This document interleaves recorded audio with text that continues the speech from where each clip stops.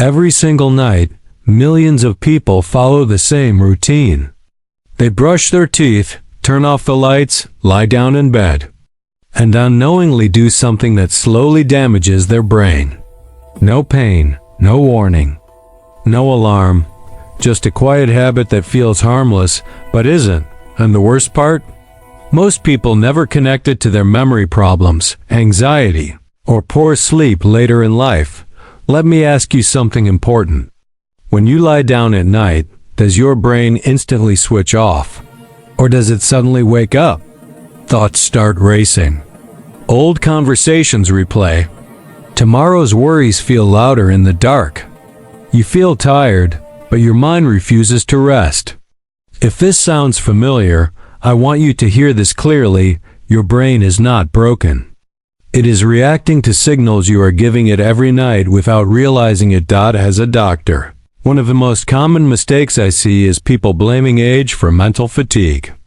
They say, "I'm getting older, of course my sleep and focus are worse."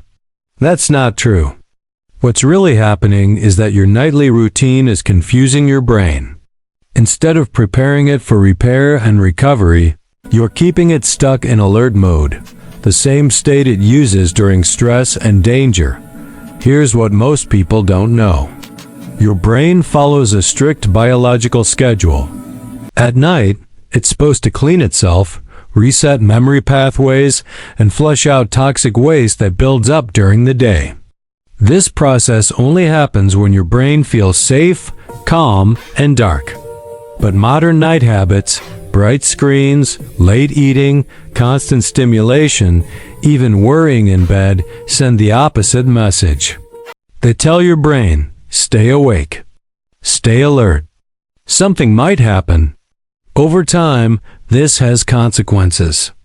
Poor sleep doesn't just make you tired. It affects decision-making, emotional control, memory, and even long-term brain health. Studies now show that chronic sleep disruption is linked to faster brain aging. That means the damage isn't happening overnight. It's happening slowly, quietly, night after night. But here's the good news. This damage is not permanent. Your brain is incredibly adaptable. The same way bad habits trained it to stay awake, simple changes can retrain it to rest deeply again. You don't need sleeping pills. You don't need expensive gadgets. You need to stop sending the wrong signals before bedtime. One of the biggest mistakes people make is turning their bed into a thinking zone. The moment your head hits the pillow, your brain associates that space with stress, planning, and worry.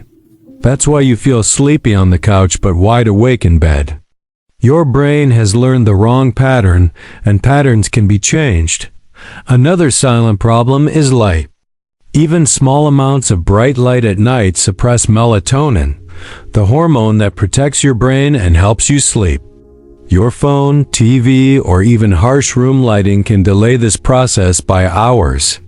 You may feel sleepy, but your brain hasn't received the biological permission to shut down. Food timing also plays a role.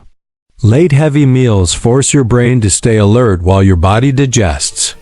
Blood sugar spikes at night increase stress hormones, making deep sleep impossible.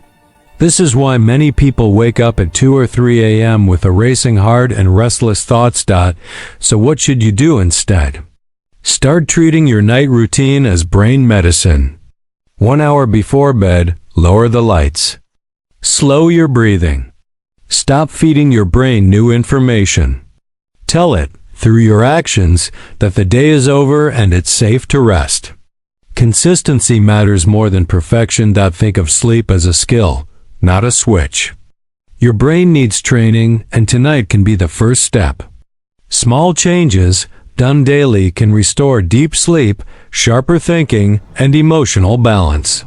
You don't have to accept restless nights as normal. Your brain was designed to rest, it just needs the right signals again. If this message resonates with you, stay with me. In this channel, we don't chase quick fixes. We rebuild health the way the brain understands, calmly, naturally, and effectively. Your nights can change. your mind can recover. And it starts with what you do before you close your eyes.